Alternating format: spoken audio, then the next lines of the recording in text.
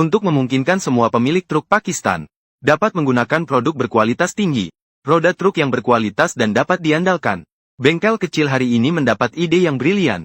Membeli rantai kapal bekas dengan harga tinggi, hanya perlu melakukan operasi yang sederhana bagi mereka, sehingga dapat mengubah sampah menjadi barang berharga.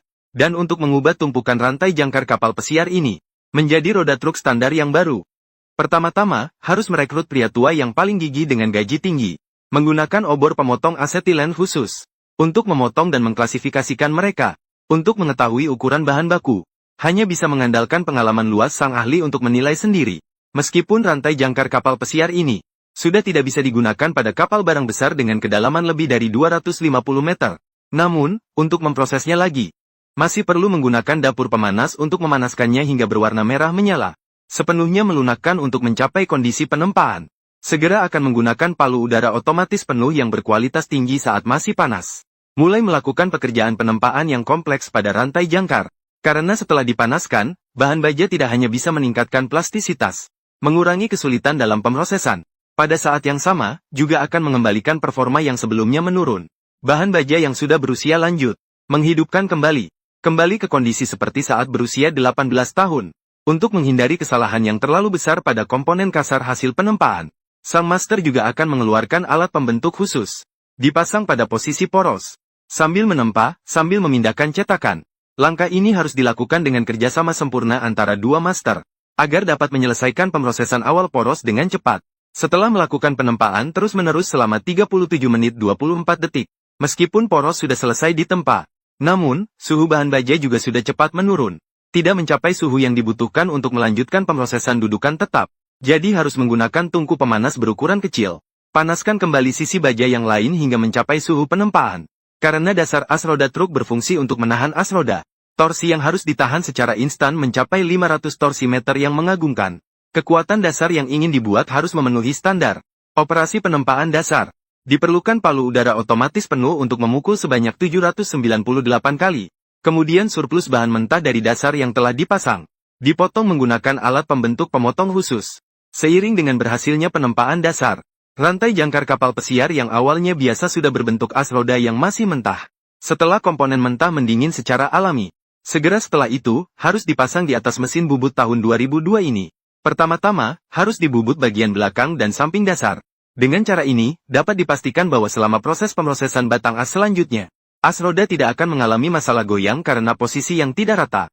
Munculnya masalah goyang yang terlalu besar. Sebelum memulai kalibrasi ukuran batang as, untuk mengurangi pekerjaan yang tidak perlu, juga perlu menggunakan mata gergaji listrik yang berkualitas tinggi, memotong bagian sisa dari poros. Sambil menghemat tenaga kerja, juga dapat meningkatkan efisiensi kerja. Setelah poros dipotong menjadi ukuran standar, pria tua langsung mulai menggergaji poros tanpa henti.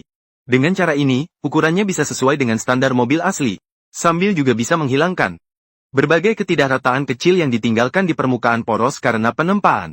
Meskipun memproses poros sangat memakan waktu, untungnya, mesin bubut ini dilengkapi dengan mode kerja otomatis. Seluruh proses penggergajian poros hanya memakan waktu 17 menit.